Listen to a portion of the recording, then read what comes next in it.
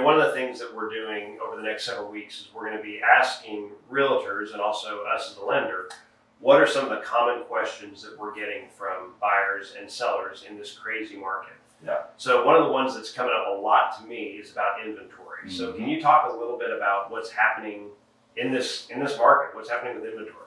Yeah, inventory is really hard right now because we're at historic lows on the amount of inventory that we have. So for a buyer trying to step into the market, especially our young buyers that are trying to step in the market and they don't have like a lot of money to throw at it, you got to be really competitive with our offers. And because when a house, I just put an offer on a house yesterday, $435. We offered $495. There were 38 offers on the house. And so it's a super competitive market. When the inventory is so low and we have all these people moving to Texas, it makes it to where every house that goes on the market, there's a huge demand for it. So you've got to be proactive. You've got to be really write your offers well. And one of the things I love about working with you is that you will call that lender, that other agent and say, oh my gosh, this is the best buyer in the world. You want to pick these people. It's just another touch and another point that makes listing agent feel confident with the offer that we get.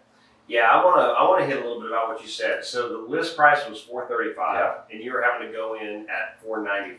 $495. And there was how many offers? 38 offers. 38 offers. Yeah. Is that because there's just that many more buyers, or because there's that few sellers right now? It's both. We have so many more buyers, but there are so few sellers right now. And this was a cute house. And honestly, it's not a $435,000 house. It's probably about a $350,000 house. But the market is so crazy right now that things are just escalating and escalating up. So let's talk a little bit about that. We've all heard, you and I have been in the business a long time. Yeah. We've all been through bubbles and cycles and all that kind of stuff. And one of the questions I'm getting often from especially our first-time home buyers is, am I buying at the top of the market? Yeah. So how would you answer that question? I think this is our new normal. I say that's a $350,000 house and it's listed at $430,000, but that's just in my old man kind of, hanging on to the history, hanging on to the past, because that's our new normal. Our new normal. Everybody, RE/MAX International, all the experts in the world are saying that we're not in a bubble that's going to drop and prices are going to drop. But we may plateau a little bit and start to level off. But we're going to continue on this new rate that we're at. It's kind of like the gas prices. Gas, I used to get 99 cents a gallon. 50 cents a gallon way back. But man, for a long time, we hovered right around $1. And then now we've jumped up to this new normal that right now it's about $3 a gallon. And we're just used to it. Yeah. And so I think that's where we are in our real estate market, that I don't think that there's going to be a big decline in prices. I think interest rates are going to go up. You can speak to that better than I can. But interest rates are going to go up, and that's going to maybe slow things down a little bit, but it's not going to strangle it down like we've had in the past. Well, and we'll talk a little bit about that. It's always fascinating to me. You and I have been, 25, 30 years now, right? I remember the first house I bought was over 10% interest rate, right? And so I still look at these historically low rates as crazy low. Yeah. But if you're a first-time home buyer in the last 18 months, you've now seen rates go up to the highest they've been in 18 months. Yeah. And so just, we all are victims of our own history and our own past, right? Mm-hmm. And if all you know is the last 18 months and rates have gone from, 2 3/4 to 3.5, you're like, oh my gosh, the world's coming to an end. Yeah, but that's still so historically low compared to what rates have been in the past. Yeah. And it's still cheap money. That's the thing. It's very cheap money to borrow at that rate. And we think, the rates have gone up, but it's still, you can't get money anywhere else for that price. Yeah, for that price. Yeah. Yeah, I was talking with a client the other day, and he asked me the same question that we're talking about. Is this the bubble? Are rates going to keep going? Blah blah blah. And I said to him, well, do you realize this was the exact same question you asked me a year ago? Mm-hmm. And I've been talking to this buyer for a year. And what was fascinating is I said, if you had bought a year ago, your rates were in the 2s, and your house price was 15% lower than it is today. Yeah. And I said, so. My question is, how long do you keep waiting, right? At what point do you say, hey, this is the new normal? Yeah.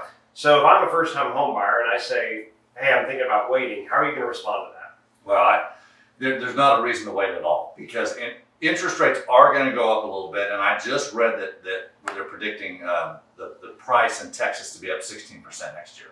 Wow.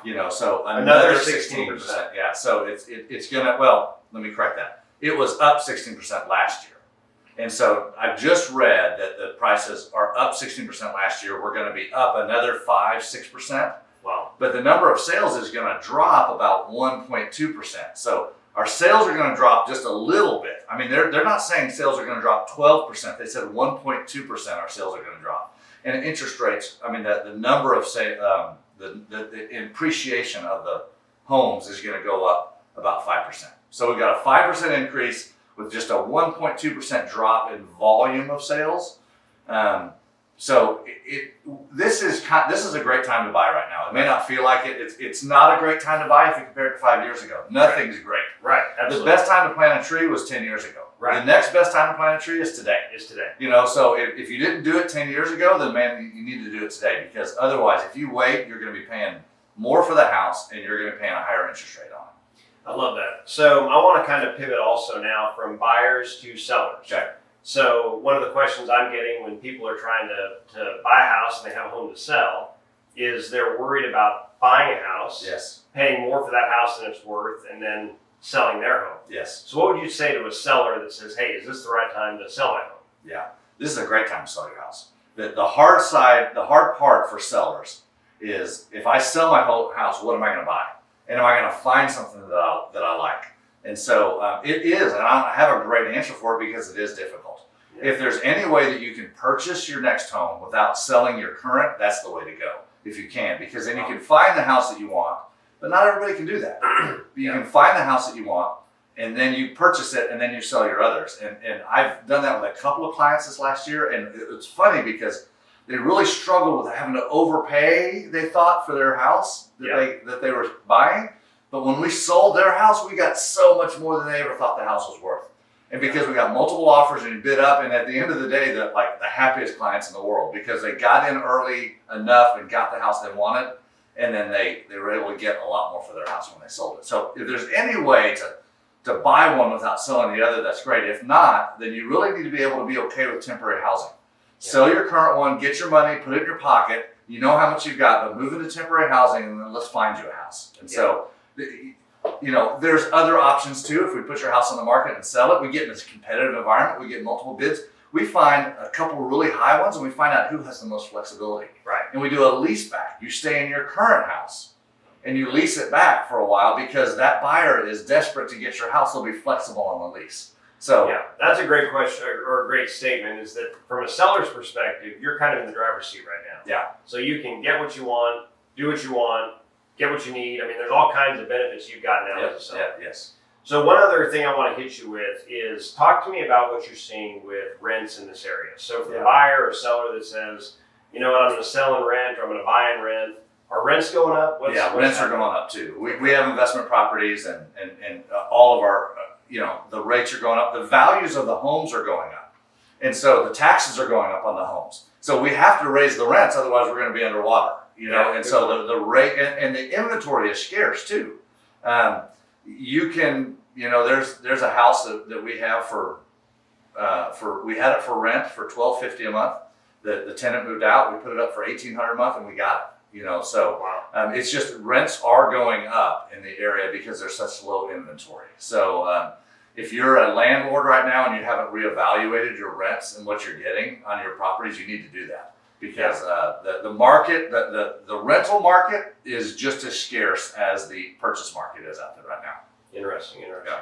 So, give me 3 things I need to be thinking about as I look at going into real estate in the next 12 months. Yeah, 3 things you need to look at. If you're thinking about doing a transition to your house, getting your house ready. Don't wait until the last minute to do all the staging things needed to be done.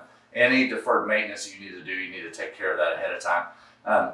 We are in a competitive market. We still stage all of our homes. We get them all ready, even though people are like, well, you need to stage it. That doesn't matter. We want to get the highest amount we can for every house. So don't put off your deferred maintenance. Get your finances in order so that if you can go purchase another house without selling your current one, you can do that and get those in order. The other thing is just put your seatbelt on, because once you jump into this real estate market, it's a wild ride. Okay. It's a fun, wild, exciting, frustrating, a lot of ups and downs, and you have to kind of put your seatbelt on and get ready for it. I love that. I one of the things that's been so funny for me, and you've experienced the same thing. When you ever have or dealing with a buyer and seller, they always have noise that's coming from other sources, right? It's crazy, yes. But if they're my uncle in New York said, my dad who bought a house 6 months ago or 6 years ago. Yep. This is a different world. This is we're all treading new waters right now. Yeah. And for our buyers and sellers, it's very important that they recognize. Get in the business with people who know what they're doing, who understand this market, and who know how to navigate it. Yes. Yeah. So great. Thanks so much for being with us. You're welcome. Thanks, Absolutely.